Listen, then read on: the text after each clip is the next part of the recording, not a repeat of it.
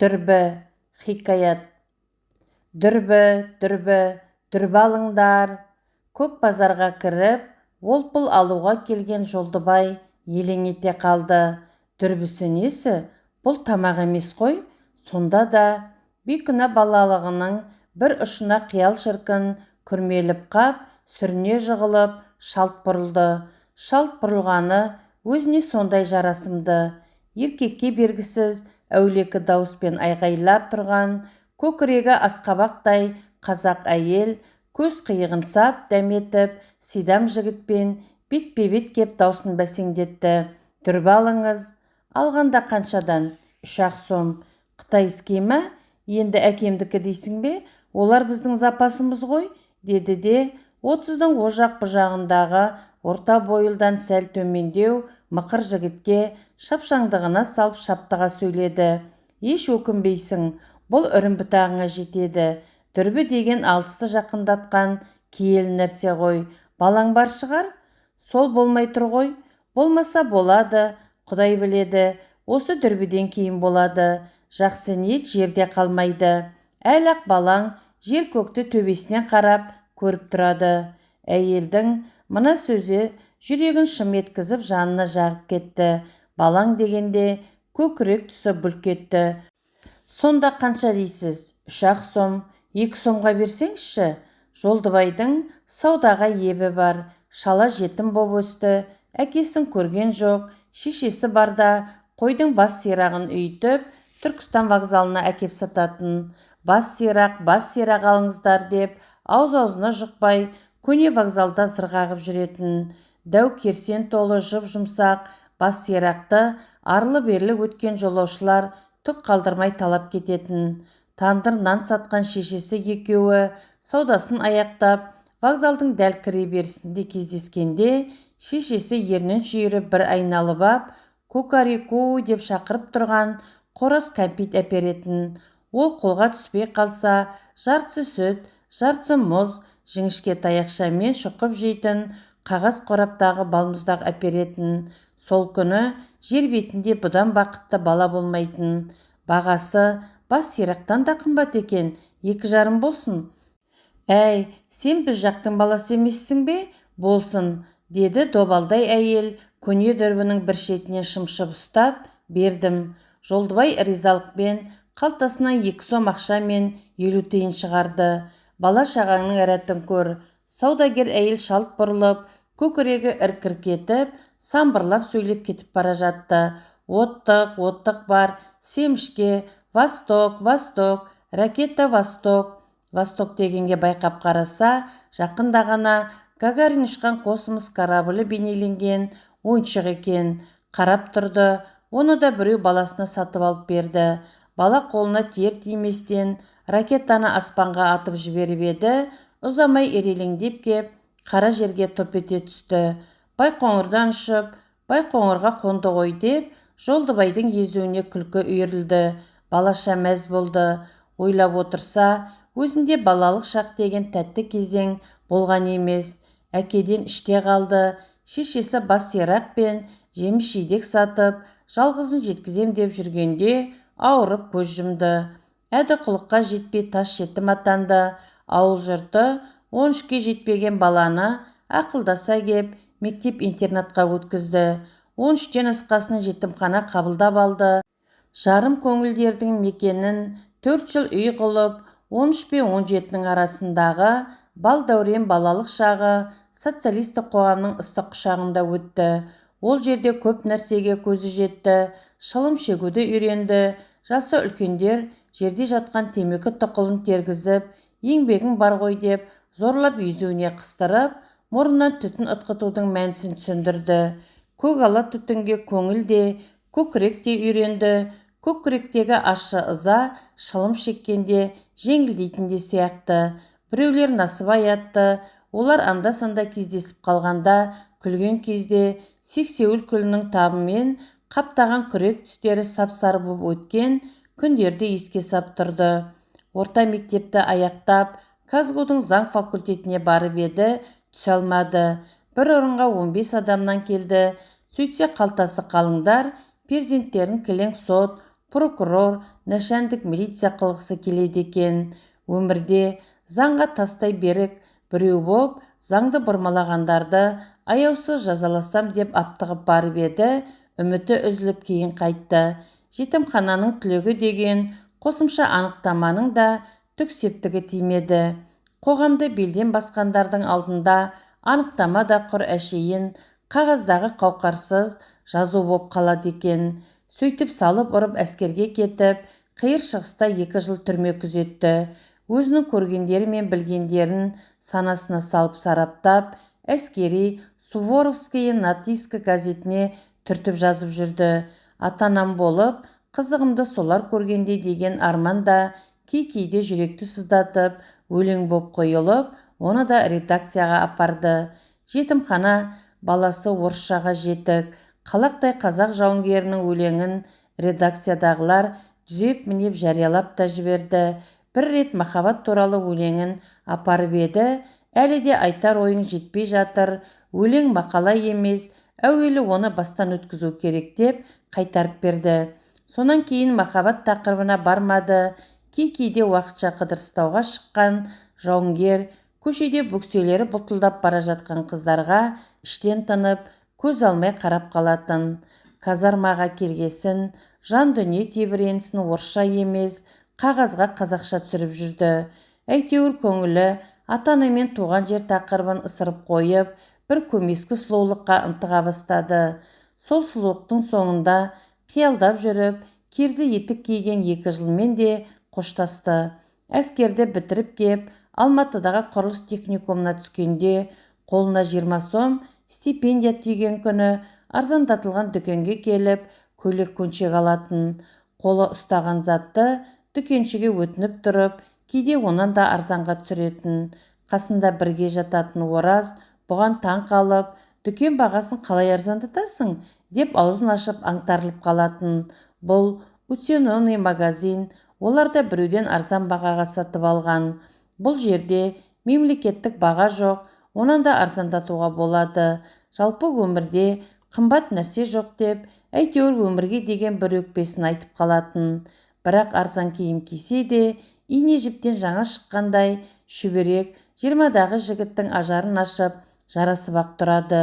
Сом білек, бұлшық еті де білеудей, арзан болса да, киім шіркіннің адамға тигізер әсері бар. Үстіне шүберек ілген күні балконға шығып, ышқынып темір көтеріп, көңілін демдейді. Бұны жүре келе әдетке айналдырды. Оған испандер деген ала жіп қосылды. Оны жіберіп тартып тұрғанда, өз тағдырымен өзі ойнап тұрғандай көрінетін. Қасындағы қойшының баласы Ораз осының керегіне деп ала көңілмен қарайтын. Ореке, бәрінен де қой бағып, көтен жеген озады дегелі тұрсын ғой. Жігітке бұлшық ет керек деп, досының есіне етті салғанда, қойшының баласы ауылдан әкелген семіз етті үн-түнсіз қайната бастайтын. Ет піскенде бөлмелесі есікті іліп қояйық десе, Жолдыбай жетімхананың заңымен ашып қояйық деп бетін қайтарып тастайтын. Бай баласы оңаша отырып ет жеп, сорпа ішкенді қаласа, өзі ет жеп жарытпайтын. Ораз қалған етті балконға шығарып, бетін жауып тасаға қойса, бұл несібеңді несіне тығасың, гастрономның сүйек саяғы таусылмасын деп көңілін тоқсанайтын. Дүрбінің қабы да жоқ екен. Жаңа алған зат анадан жаңа туғандай болмай ма? Бұны енді қалай ұстап жүрем, қабы қайда деді көлбеңдеп жүрген әлгі әйелді тауып ап. Айтып тұрғаның ненің қабы? Атам өлген жылы дүниеде қап бола ма? Восток, Гагарин ұшқан Восток деп кеуделі әйел саңқ-саңқ етіп, бұны кісі құрлы көрмей бұрылып кетті. Сауда сақал сипағанша, жарайды, мен енді бәрінде көрем, алысты жақындатам. Жолдыбай Алматы шетіндегі жатақханасына тартты. 66-шы автобус такси сияқты керіліп созылып, 2 автобустың жүгін арқалаған көлік тезақ жүреді. Тек ішінде қара қазағы аз, жоқ десе де болғандай. Отырып тұрғандардың бәрі орыс, анда-санда тау халықтарының танауы көрініп қалады. Мейлі, Қазақстан достық лабораториясы, деді ғой әнеукүні Алматыға келген сапарында бас хатшы Брежнев, өсіп өнсек болғаны да. Сыму 15 деген мекемеге балташы боп орналасқан Жолдыбайдың көңілі тоқ. Мұнда да қара құлақтан гөрі көк көз көп. Келген бетте жолдамасын қосып, өзінің құрылыс техникумын тәмамдаған дипломын көрсетті. Болсаң, балташылық орын бар, болмасаң басымда ауыртпа, деді кадрлар бөлімінің бастығы. Жолдамамен келген жігіт келіспей қайда барады? Бір жақсы жатақханасы бар екен. 3 адамдық бөлменің бір тұрғыны, солтүстіктің орысы, біреуінде тағы бір бай баласы. Кегеннің қойшысының ұлы заң факультетіне тапсырып түсе алмаған. Өмірге қара қазандай өкпесі бар жігіт. Түбі гай болып, көшедегі мәшиненің бәрін қырып салам дейді, ызаға булығып. Әкесі әскерден алып қалыпты. Жұмысқа жеке көлігімен қатынайды. Қайтсем де юрфаққа түсем дейді, тістеніп тұрып. Бұл, мен де құлап кеткенмін деп еді. Ол жерден бір-екі рет құламай тұрмайсың, деді, жұдырығын түйіп қоқаңдап. Жолдыбай 3 адамдық бөлменің төріне жайғасты. Орналасқанына 1 жеті болды. Бүгін ғана жатар орнына ерекше көңіл күймен келді. Кадр бастығы балташы боласың ба дегенде, кинодан көрген Айбалта көз алдына елестеген. Әскерде жүріп, кітапханада оққан Евгений Евтушенконың Степан Разин поэмасындағы Айбалтамен кесілген бастың ха-ха-халап күлгені тұла бойын шымыр еткізген. Балтаның бәрі бір ғой деп, оның өзін емес, жүзін ойлаған. Қарсы бетте 200 адымдай жерде тағы бір 5 қабатты үй тұр. Балконынан көбіне жаюлы кір көзге түседі. Білгісі кеп, қатар жатқан аяғынан сұрап еді, білмедім деп, ештеңеге зауқы соқпай. Сол сәт 2 беті алмадай қызарып, 3-ші тұрғын Герасим кіріп келді. Гена, напротив, что за здание? Ты что, баран? Не знаешь? Это женское общежитие. Гена, мое имя Жолдыбай, а не баран. У нас казахов называют баранами. Жетімдігі өткен жетімханада үйренген машықтары осы сәт жұдырық боп түйіліп, шаттық боп шүйіліп, сары орыстың тұмсығына сарт ете қалды. Ол мұрыннан ытқыған қанды алақанымен сүрте бергенде, қарсы алдында ара шаққандай шытынап, өң жүзі бозарып тұрған қазақты көрді. Ты что? Деді де, я пошутил деп қалбалақтап қалды. Как меня зовут? Ты Жолдыбай. Не Жолдыбай, а Жолдыбай. Убери букву Д. Екінші жұдырықты кейінге қалдырды. Дүрбі әкеліп, алысты жақындатсам деген көңілі су сепкендей басылды. Менікі осы ғой, жақыннан жауыз деп. Өмір маған, мен өмірге жауғып туған секілдімін. Шешінбестен жата кетті. Ертең таң атпай, бірінші кезекке бару керек. Балташы болу да оңай емес, балтаңның жүзі өткір болу керек. Сонда баста оңай кесіліп, ха-халап күліп жатады. Алғаш рет емін еркін тұрып, алысқа дүрбімен көз сүзіп қарады. Әуелі қарсы беттегі 200 адымдай жердегі 5 қабат тұрғын үйде бір шолып өтті. Көңілі кішкентай баладай өрекпіп, алысты жақын қып тұрған құдіретті таң қалып, осыны ойлап шығарғандардың басы бас қой деп, адамзатқа табынып, құдіретіне тәнті болды. Әскерде жүргенде қиыр шығыста аса қауіпті қылмыскерлерді күзетті. Сонда 1 жыл қолына дүрбі ұстады. Онда көретінің тек бір сурет. Тормен қоршалған казарма, сықыр-сықыр еткен темір есік, қолына автомат ұстаған солдат, қасында шоқиып отырған иісшіл ит. Одан әрі қалтасына статья жазылған қара киімді адамдар. Топ-топ боп, аяқтарын бірдей алып, сап түзеп бара жатқан тұтқындар. Өмір бойына жазаға кесілген ала киімді адамдар бөлек жүреді. Ала киімділерге бәрібір секілді, оларды өмір қызықтырмайды. Қолдарына кісен сап, жұмысқа әкеліп, кісен сап алып қайтады. Осы да өмір ме? Кім біледі? Олардың да өмірден мынау жарық жалғаннан күтетін жақсылығы бар шығар. Олардың күтетіні бостандық. 15 жылда өтеді. Өмір болса үйіне кеп бала шағасымен қауышады. Кейбірі мынандай әділетсіз өмірден гөрі өтірік айтпайтын жерім жақсы деп, жеңіл-желпі қылмыс жасап қайтып келеді. Құдай біледі, солардың ішінде де жазықтымен бірге жазатайым отырған жазықсыздар бар. Бірақ қой бәрін бүлдіретін, бірақтың күрмеуін төменде жүргендер шеше алмайды. Бір жылдан кейін сержант атанып, солдаттары қарауылға бастап келіп, алып қайтатын әжептәуір дәрежеге ие болды. Кішкентай бастық боп, мына қаралы сурет өмірдің шетін көрінісіне дүрбімен қарамайтын болды. Мына үй қандай әдемі, 5 қабаттағылардың көбі қыздар, балконда кір қоңдары жаюлы, төңкерілген емшек тартқышқа дейін күн астына кептіріп қойыпты. Қарлығаш қанатындай боп қиылып тұрған қыз лыпасының сан түрі жайма базардай көз қарықтырады. Адамға киім керек, киім сән, адам көркі шүберек. Әне бір бөлмеде 3 орыс арақты ұрып отыр. Осылар бізге арақ ішуді үйретіп, салтымызды бұзды. Өзімізде олардан асырып жібермесек, кем түспейміз. Өзбектер ішпейді, олар ішетін өзбекті қазақ дейді екен. Орта Азияда арақ сайысынан тізгінді өзіміз ұстап тұрмыз. Кеше анау кегендік бай баласы мұрны қызарып кеп, едіреңдеп қоймады. Әй, сен болашақ гайсың, мына түріңмен мас шопырды қалай ұстайсың? Деп басу айтты. Анау Гена жоқ еді. Ол болса күліп мазақтап, қазақ басын кемістер меді. Әне қара, ана қыз тыржалаңаш тұр. Емшек тартқышын қос анарына абайлап апарып, қолын арқасына тегізіп, түртінектеп түймесін салды.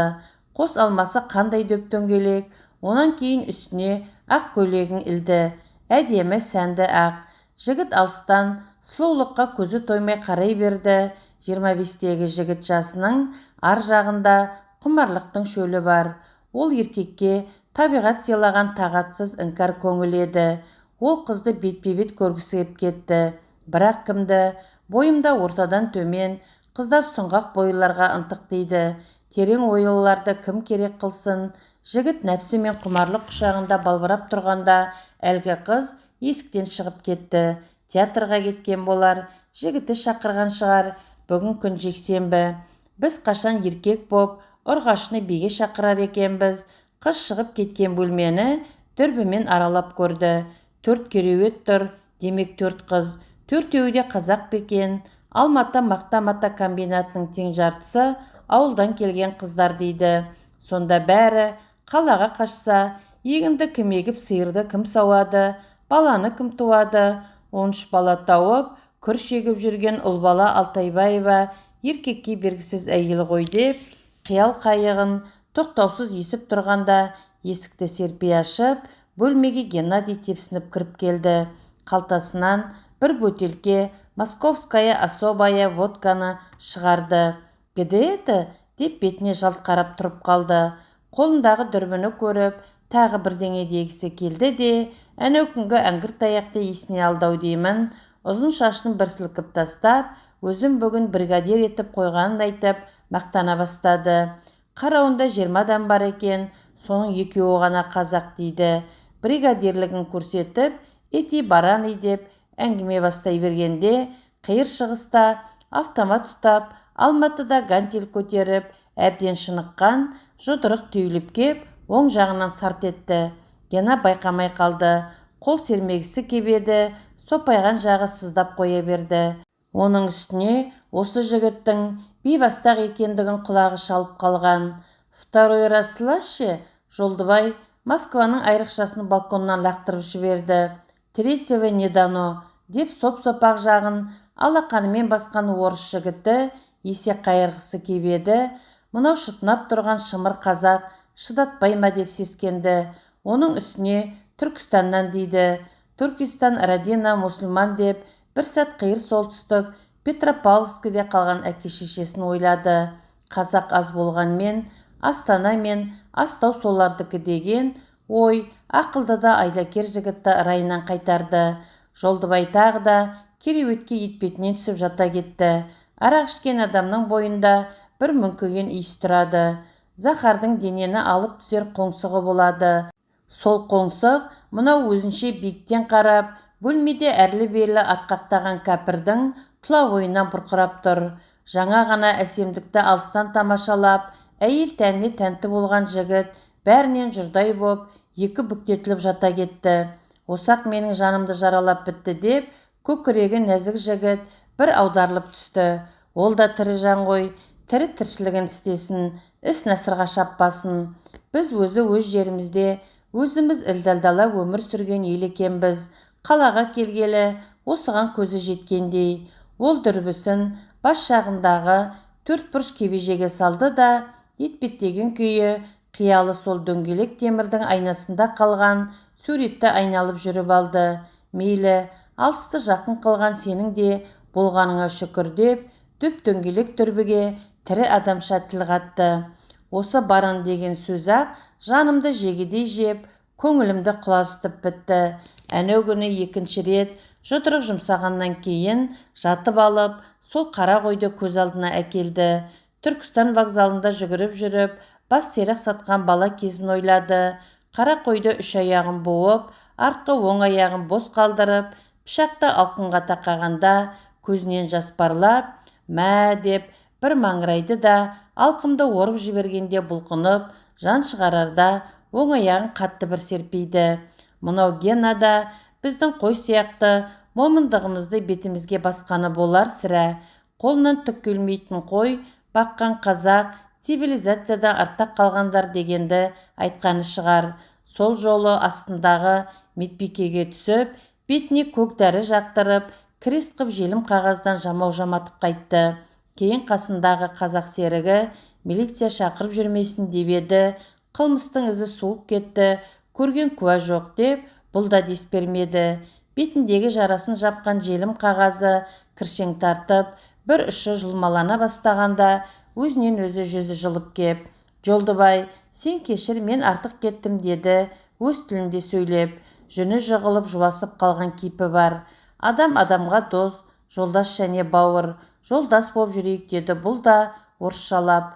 «Так точно, товарищ сержант» деп, қолын шекесіне апарғанда, бетіндегі жараны жапқан желім қағаздың ұшы шошаң ете қалды. «Алып таста, онсыз да жазылды ғой» деп Жолдыбай желім қағаздың шошайған ұшын тартып қалғанда, қара қотырлана бастаған жараның бетіндегі кіршең тартқан ақмақта жалп етіп жерге түсті. «Дружба» деді бұл. «Язык мой, враг мой, отметим» деді ол. Сонымен сол екінші жұдырықтың суреті көмескі тарта бастап еді. Әлгі әзірде ғана 66-шы автобусқа мініп, ирелеңдеп созалаңдап келе жатқанда, қарсы алдындағы етжеңді бес-биенің сабасындай орыс әйелі орнынан тұра бергенде, кең көйлегі артқы тілгіне ілініп қап, қарсы алдынан жаман көріністі көз алдына көлденең тартты. Ауылда кең етек көйлек киген қыз қырғынды көріп өсіп, әйел затына өмірі мұндай сымбатты, бұзар сұрықсыздықты аңдамаған 25-тегі жігіт көйлектің қыртыс жерін қолымен тартып жібергенде, әйел әнтек мойнын бұрып, «Баран, почему трогаешь мое тело» дегені. Бұның кінәсі әйелдің тал бойындағы сәнге көлеңке түсірмеу. Ол болса, бұның қимылын жабайылыққа балады. Тағы да қара қой алдынан шықты. «Біз қимылдасақ қойға теңейді екен-ау бұл қаладағылар. Бізді қойдан басқа түк көрмеген, көрмәдік» дегендері ғой. Оларды доңыз десек не істер еді? Қой доңыздан таза, бірақ доңыздың саны көп боп тұр ғой. Алматыда қара қазағыңыз 45% еліміз бойынша. Әйтеуір жергілікті ұлт деген атымыз бар. Көп қой көп қорқытады, терең батырады. Қашанғы қорқамыз? Қорқақты қуа берсең батыр болмай ма? Батырлық қой менікі, өзімнен де бар. Біреудің сәнін келтірем деп сөз естідім. Көйлегі көтіне қыстырылып кете барса, қазақтың мәдениетінің бетіне шіркеу боп жабыспас еді ғой. Қатыннан сөз естіп, өзін-өзі кінәлап еңсесі түсіп келді де, бір бөтелке мен воданы аузынан ішіп, бас жағындағы әбдіреге қолы тиіп кеткенде дүрбі есіне түсті. «Менің жалғыз жақыным, алысты жақындатқан жебеушім» деп сөйлеп жүріп, қолына алып, көзіне тақады. Баяғы терезе, баяғы балкон. Осы терезе, балконнан қашан қарасаң да жуылған киім-кешек арылмайды. Әне, қара, бетін газетпен жауып қойыпты. Сірә іш киім болуы керек. Оның үстіне киімнің иесі қазақ қыз болуы керек. Орыстың қыздарынан мұндай әдеп шыға қоймас. Қыз басымен әкесінің тізесіне отыруды өмірде де, кинода да көрсетіп жүрген солар ғой. Жылдам көз салды. Бір қыз тыржалаңаш шешінді. тіпті лыпасын да сыпырып тастап тайраңдап жүрсе өз үйі ғой, киім ауыстырып жатқан шығар. Олар еркектерге қарағанда ұқыпты, біз түрсігіміз биттегенше шешпейміз, қойшымыз ғой деп тұрғанда, әлгі қыз әп-сәтте әдемі киініп айнаға қарады. Ең соңынан еріне қызыл бояу жағып, астыңғы ернін жоғары шүршиткенде, үстіңгі ерні де қып-қызыл боп шыға келді. Қарашы, өмірдің заңы екеу боп тұруда екен ғой. Ерінде екеу боп бірін-бірі қызартып тұрады. Адам баласы да солай. Мен осы өмірде теңімді табар мекем деп, тосын басталған толқын ой кеудесін соққанда, жігіт дүрбісін ұстап тұрып қалды. Қыз көзден ғайып боп шығып кетті де, есіктен сұңғақтау келген атжақты қыз кірді. Көне қоңыр курткасын шешіп, басын ораған алаба жақ шарфын да шешіп ап, киім ілгішке салбыратып іліп қойды. Кең иықты, еркек пішіндес қыз жұмыстан шаршап келсе керек, кең ашылған терезе пердесін сыр еткізіп жауып тастады. Көкшіл пердеден басқа ештеңе көрінбей қалды. Балташының жұмысы, қол жұмысы деп келіп еді, бұлшық еті бұлтылдаған шымыр жігітке бұл түк те емес екен. Әрине, іс қолмен бітеді, бірақ бөрене шапқандай, әйтпесе бұтым бұт, сан ғып боршалап тастайтын құшқанадағы балтамен бітер алапат тірлік емес. Бәрі бір түймемен басқарылар тыңғылықты іс. Тек балташыға ақыл керек, көре білер көз керек, түймені біліп басып, электр қуатын үнеммен пайдаланып, есептен жаңылыспау керек. Сонда құрылысқа кететін тіп-тік тақтай да тік тілініп пайдаға тез асады. Ол анау Алматы көшесіндегі зәулім үйлердің едені мен есік терезесі боп адамға көрік сыйлайды. Терезені ойлағанда Жолдыбайдың іші шым ете қалды. Бүгін жұмыстан шаршап шықса да, бір күш алып ұшып, асханадан тамақтанып ап, жатын бөлмесіне тез жетті. Оң жақтан санағанда 4-ші терезе, сол жақтан 5-ші, 4-ші қабат. Сол терезеге қарай бергісі келеді. Әнеу күнгі атжақты қыз көз алдында қалып қойды. Кең иықты, сұңғақ, қазақы қыз сияқты. Сірә шешесі жарамды болар. Тағы да өзінің балташылығын ойлап кетті. Егер таныса қалсақ, балташымын десем, күліп жүрмес пе екен? Өзіше, өзі не істейді? Олардікі мақта-мата комбинаты ғой. Мақтадан шығатын нәрсенің бәрі осылардың қолынан өтеді. Қазақ қыздарының қолынан келмейтіні жоқ. Олар кілем тоқып текемет басады. Соның бәрі автомат арқылы атқарылады. Міне жетілген деген осы. Өзіне әуелде балташы боласың дегенде, дөңбекке адамның басын қойып, айбалтаймен қарш еткізіп кесіп түсетін кинодағы баскесерлерді ойлап, жан дүниесі тітіркеніп кеткен. Сосын табиғаттың баскесерімін ғой деп өзін өзі күлкіге айналдырған. Мен бүгін бәрін бір нүктемен басқаратын балташымын деп, өзін өзі биікке көтеріп қойды. Сұрап жатса, осылай дермін, дүрбісін қолына алғанша дегбірі кетті. Гена да, анау аяған да жоқ, екеуі де жұмыста. Аяған қазір ГАИ деген қосалқы аталған, өйткені әңгімесін ГАИдан бастап, ГАИдан аяқтайды. Бұл өмірде астында мәшинесі, аузында ГАИ бар сол ғана. Өзіне анау жұдырығын 2 рет иіскеген орыс пограничник деп ат қойыпты. Десе десін, менен 1 жас үлкендігі бар екен. 5 жас бел құрдас, біз болсақ оны көкке көтеріп Гена дейміз. Әйтеуір ұлы халық өкілдерінен бір ұлылықтың исі аңқып, соларға қарап аузын ашып тұрады ғой біздің қазақтар. Мынау көздің ішіндегі көз ғой, қандай тамаша деп, жігіт енді қолға ұстаған дүрбісіне ризалығын білдіре бастады. Осыны сатқан көкбазардағы асқабақ кеуде, мол пішілген келіншекті де сыртынан жақсы көріп кетті. Өмір деген осы, өмір қандай тамаша, көңілі жамандықтың бәрін жуып шайып, тек жақсылыққа қарай ұмсынды. Басқалар жұмыста болар, бөлмесі бос тұр. Әлде әжетханаға шығып кетті ме? Олар да адам ғой, бірақ бәрі бірдей. Ол дүрбісін әнтек қолынан түсіріп ап, қайта қарады. Әне, ана қыз бөлмеге кіріп келе жатыр. Сол әнеу күнгі қыз, ат жақты сұңғақ, көзі қандай екен, сәл қиғаштау. Сол шығыс қыздарына тән көз ғой. Аты кім екен? Шіркін, соны біліп беретін дүрбі шықса ғой, алар едім қанша тұрса да. Қазір айлығы сәл көбейді, 5 адамның үстінен қарайтын цех бастығы болды. Шалттығы, ширақтығы көмектесті. Ал мынау Гена, мен бригадирмін, сен цеховойсың, бригадир болу үшін сендерге әлі еңбек ету керек деді. Менің жаңа лауазымымды естігенде, неге сендерге деп көпше түрде айтады. Осында бір пәле бар, өзіне таяқ та өтпейді екен. Әлгі қыз үстел үстіне дастарқан жайды. Әне қара, сүйріктей саусағымен нан турап, шай құюға кірісті. Томпақ шәйнектің тұтқасынан ұстаған саусағы қандай сүйкімді. Сол әдемі қолымен маған да шай құйып берсе ғой. Жігіт армандап кетті де, аты кім екен өзінің деп күбір ете қалды. Томпақ шәйнекті еңкейтіп, тағы да шай құйды. Шіркін, қасында мен отырсам ғой. Арман шіркін көкірегін тепкілеп, жылы ағыс боп жылымшылай бастады. Енді не істер екен, демалар ма екен, өзі кезектен келді. Қалай жатар екен, оң қырымен бе, сол қырымен бе, қайтып ұйықтар екен. Әуелі шешінетін шығар.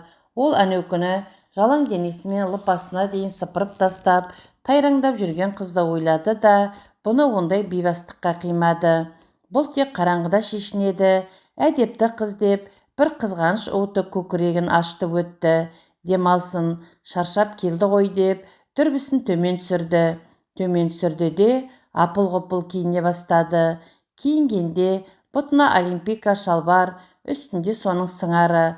Көйлек киейін, қыздар көйлекке қарайды ғой деп үтіктеп қойған ақ көйлегін үстіне ілді. Ақ көйлекпен олимпийка шалбарын киіп, аяғына тор-тор тәпішкісін іліп, құнжың-құнжың етіп асығып, есікті құлыптады. Жақын жер ғой, жатақхананы айналсам болды. Қарама-қарсы тұрған үй сідік шаптырым жер. 4-ші қабат, оң жақтан 4-ші, сол жақтан 5-ші терезе. Қыздың қиғаш көзі өзінің жылт-жылт еткен өткір көзіне елесте өтті. Табу қиын емес. Жатақхананы айналып, АХБК жатақханасының бұрышына келгенде жүрегі дүрсілдеп аузына тығылды. Бұнысы несі? Қиыр шығыста түрмедегілерді күзетіп жүріп те, бөлмеде билік жүргізуге тырысқан Генадан да, цехта мен тәжірибелімін, сен молокососсың деп өзін сүт ауызға теңеп, емізгісі келген дойырлардан да ықпаған көңілім. Осы қыздардың бір магниті болады дегені рас-ау, әйтпесе танымайтын қызды іздеп. Қыздар кіріп шығып жатқан есіктен ішке енді де аңырып тұрып қалды. Үстінде кеңседегілер киетін әппақ көйлек, бұтында спорт шалбары, аяғына тор-тор тәпішке киген, көз жанары өткір шағын жігітке жатақхана вахтері тарамыс орыс әйелі оқырана қарады. Сіз кімге? Деді орысшалап. Мен 4-ші этаж, оң жақтан санағанда 4-ші. Қай бөлме? Білмеймін. Білмесең неге келдің? Сол жақтан санағанда 5-ші. Аты жөні кім? Жігіт үнсіз қалды.